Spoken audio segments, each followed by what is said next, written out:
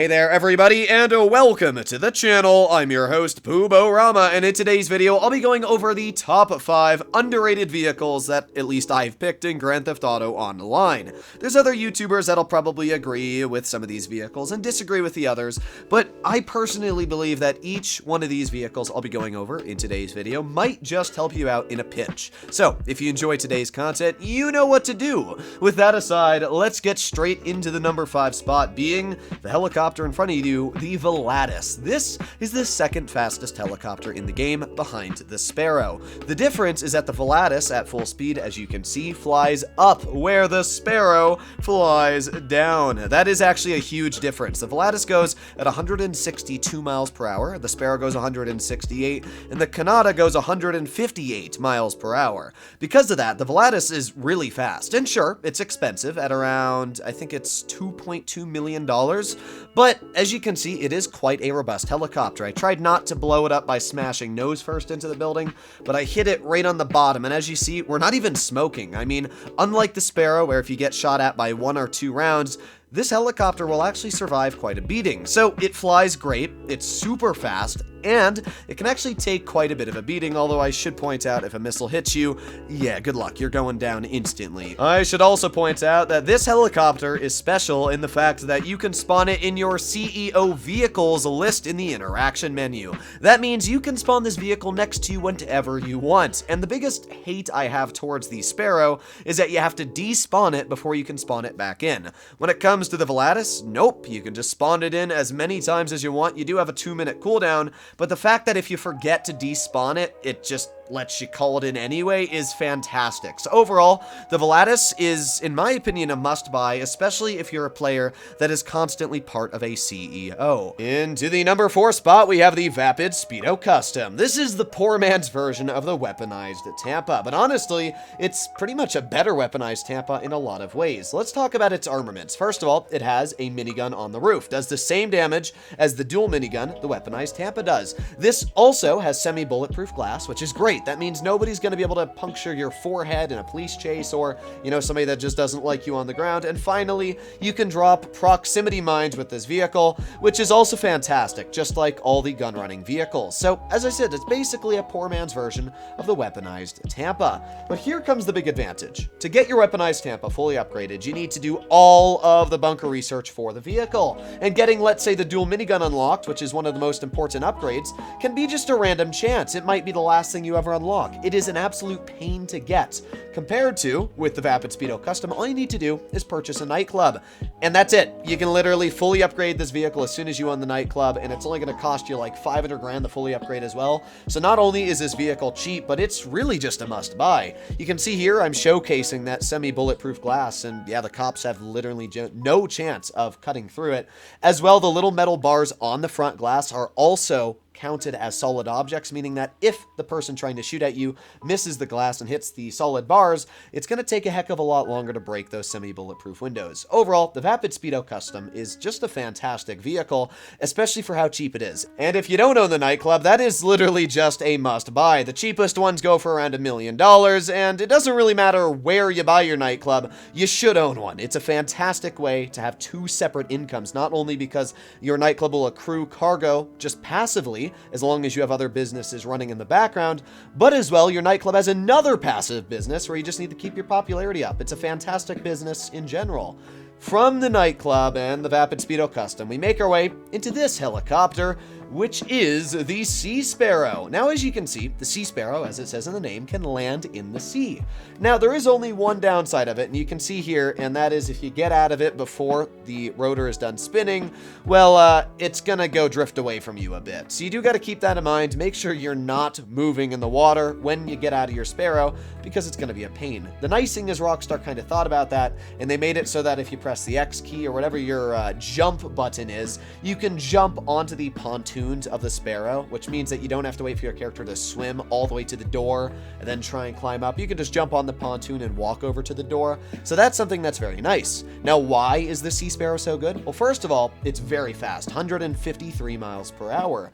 As well, as you can see, it has unlimited missiles, and it's the fast-firing missiles as well. It's not like the Buzzard where they go boom, boom, then you have to wait for a cooldown. These will non-stop fire. But the best part about the Sea Sparrow is that it lands in the water. Let's say you're doing the Merryweather prep mission for your Kosatka. You can just get out a Sea Sparrow, land it right over the water, right at the location you got to go to, and boom, finish. Or if you're doing any special cargo, it's just a great vehicle to really do some simple missions with. There's not much really to talk about. That's why we're already making our way to the second place vehicle. But yeah, I just think in general, it's really nice to own a Sea Sparrow because it's one of the few weaponized vehicles that has missiles and can also land in the water.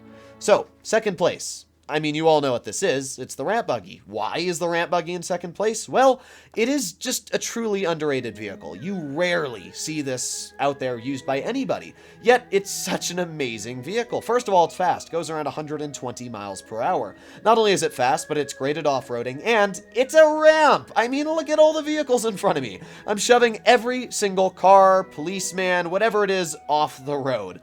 And it's just fantastic at that. When these vehicles, specifically the Phantom Wedge and Ramp Buggy, were first introduced into the game, they had one major problem, and that was they would start smoking after you ran over a certain amount of vehicles. I think it was like 30 or something like that. Well, that's not the case anymore. You can run over as many vehicles as you want, and Rockstar patched it, so your Ramp Buggy's not just going to start randomly smoking. That makes this just one of the best vehicles, period, for getting the job done. If you don't want to deal with traffic, if you don't want to deal with cops, or literally anything else in front of you, the Ramp Buggy is just a must-have buy. The only true and real downside of the Ramp Buggy is obtaining it. Not only is this vehicle quite expensive, over $2 million, but even worse than that, you have to own a vehicle cargo warehouse. Now, a lot of you probably already own one, but there are definitely people out there that don't, which means you're gonna have to drop an extra $1.5 million on the cheapest warehouse just so you can store a vehicle like the Ramp Buggy. That's really the only downside, though. I mean, yeah, you can't store it in your personal garage, but you can still call it in instantly with the interaction menu very quickly. And I mean, just look at this row of cars here. Can you name any other vehicle in the game that can do that there? Sure, some of the arena vehicles got really good plows, but there's no way they're ever gonna push past all 6 of those cars or whatever we drove into with almost no snags or stops whatsoever. The Ramp Buggy is just a fantastic vehicle. And finally, we get to our number 1 spot, reserved for the Savage. This is an incredibly old helicopter, but this is the only helicopter in the game that has an explosive minigun that you can control as the pilot. Not only can you control the explosive minigun as the pilot, but even furthermore, this is the same explosive minigun that the Hydra and the Laser have.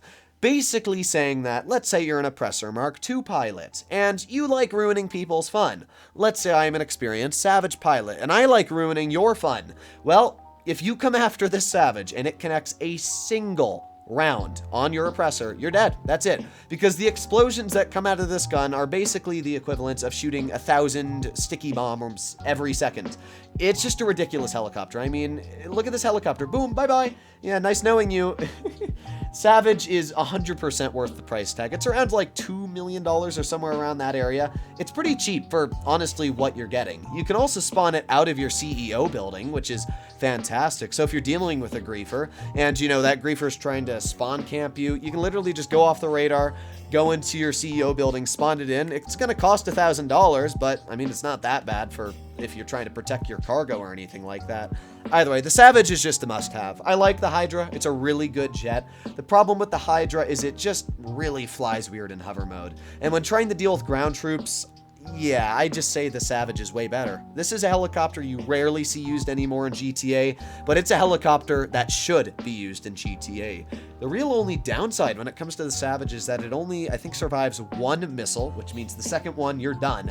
And I should also point out that the Savage does not like any explosive rounds. If you hit this helicopter with 1 or 2 explosive rounds, it's going down. You're going to have to jump out of it. And once it starts smoking, it's going to die very quickly, like 1 or 2 minutes. So the only problem with the Savage is that it's a one-time wonder. It's gonna kill whoever you're trying to kill for about a solid 2-3 minutes, and then it's done. And then you're gonna have to go back and get another one out. So just keep that in mind. But because this is a Pegasus vehicle, you can literally just own like 30 of them and put them all in your hangar at the same time and then just call in one after the other. So yeah, hopefully you enjoyed today's video, and if you did, please consider smashing that subscribe button down below. Not a lot of people talk about these old but gold helicopters. Most of them were helicopters. We had 2 cars and then 3 helicopters, but that's really because a lot of the helicopters are super underrated in this game. Either way, hopefully you enjoyed the video, and I'll see you in the next one. Bye-bye!